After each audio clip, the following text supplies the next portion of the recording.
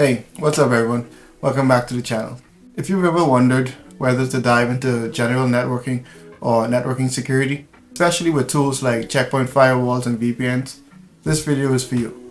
I've done both. I'll share what each role is like and how to get into them, and which one might make you more valuable or, better yet, harder to replace. So whether you're chasing your first IT role or whether you're pivoting from one role to another, stick around till the end. I'll break down an actual incident that happened while I was working in the role and how we went about solving it. So let's get into it. Let's start with the basics. A network engineer is your infrastructure builder. They configure routers, switches, VLANs, OSPF, BGP. They're the plumbing of the internet.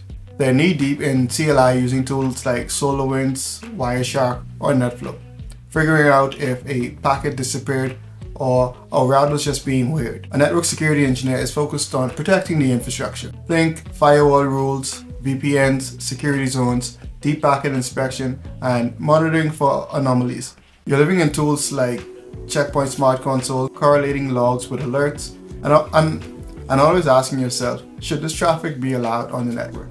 If networking is building the roads, security is the gates and the patrols on it. Here's a sneak peek into each role of real incidents that a network engineer or a network security engineer has to deal with. As a network engineer, we once had a campus where Wi-Fi dropped across 2 buildings. Turns out, someone plugged in a rogue switch into a trunk port, causing a loop. The engineers had to trace it down manually. STP wasn't even set up correctly. Took 3 hours and one angry manager. As a security engineer, you may have something different. You may have outbound traffic hitting a C2 server out in Russia. Logs showed a compromised device tunneling over port 443.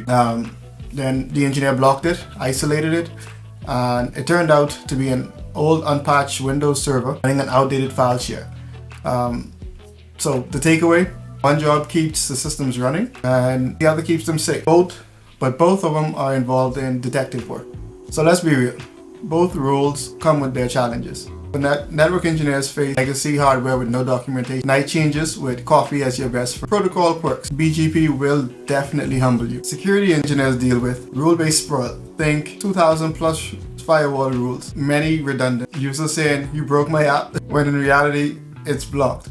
Constantly chasing down 0 days and fixing bad IAM policies. Also, if you've used Checkpoint, you know Smart Console acts up just when you're about to push policy on a Friday, which you should never do, especially at the end of a Friday. Don't do it. I did that last week, spent 4 hours overtime. Don't do it. So I've given you a bit of a real-world example of working as a network engineer or network security engineer. It may seem tough, it has its challenges, but let's get to a little bit of the fun stuff. All right, the perks. As a network engineer, you understand how everything connects, physically and logically. It's a gateway into other areas of networking such as cloud networking and also network architects. And when things break, everyone looks to you. It's stressful, but I don't know, it's also valuable, to me at least. And as a security engineer, you're a part of threat hunting. That's meaningful work. You're always learning because attackers don't sleep. And deep expertise in technologies like Checkpoint, specifically firewalls and VPNs, they pay pretty well. And not too many people want to touch it, but for those who do, they're rewarded pretty well. Now, let's talk about how you actually get into one of these roles. If you're aiming for network engineering, here's some things that may help. A lot of people would tell you to start with the CompTIA and Network Plus. I disagree. I think you should start off with first the CCNA, and then once you get that, or if you're studying towards the CCNA, try to get a job that requires you to get the CCNA, because that will actually give you a little bit of a boost to want to get that certification. So that's like what I did. My job requires me to have the CCNA, so that's why I'm studying for it. And along with studying for the CCNA, I'm studying for other certifications related to Checkpoint firewalls because I want to be on the security side of things. So first do your CCNA, and if you want to get a bit more advanced, you can go up to the CCNP, which I don't personally think is necessary to get a job in networking, but it'll get you further once you are in networking. Number 2, get hands-on with labs.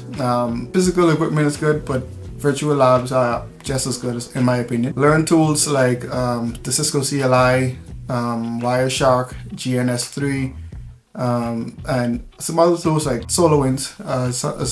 SolarWinds is another tool that a lot of people use in the industry for like handling knock alerts and stuff like that. So that's what we use for network security. You also want to have a bit of a background in networking. Like I started doing networking a long time ago, like a long time ago.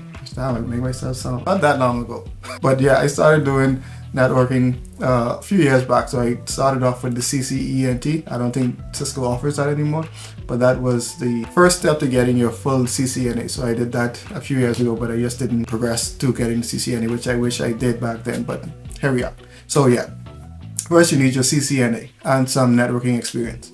Then pivot into certs like CCNA security or CCNP security, or you can get vendor certs like what I'm trying to get, such as the checkpoint certifications like the CCSA, the Checkpoint Certified Security Administrator. And also the next step up from that would be the CCSE, the Checkpoint Certified Security Expert, the two certifications that I plan to take this year. And also try labs like try HackMe or set up your own firewall to simulate real attack. And you also want to familiarize yourself with firewalls, SIEM, and VPNs and how they work. And just a note, getting into either roles often starts with getting into like a help desk role or at a knock, and then you would pivot up. But having a clear focus, the clearer your focus, the faster you'll climb.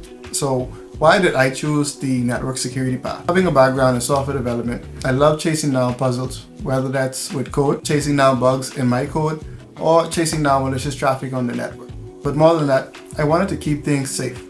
I wanted to protect systems and not just make them work. And working with Checkpoint gives me that visibility that I was looking for. I can see where a threat came from, stop it at the firewall, and adjust the policies that I need to in real time. No hardware needed. And it also aligns with the way that I think. Like, is this traffic too broad? Could someone exploit this zone?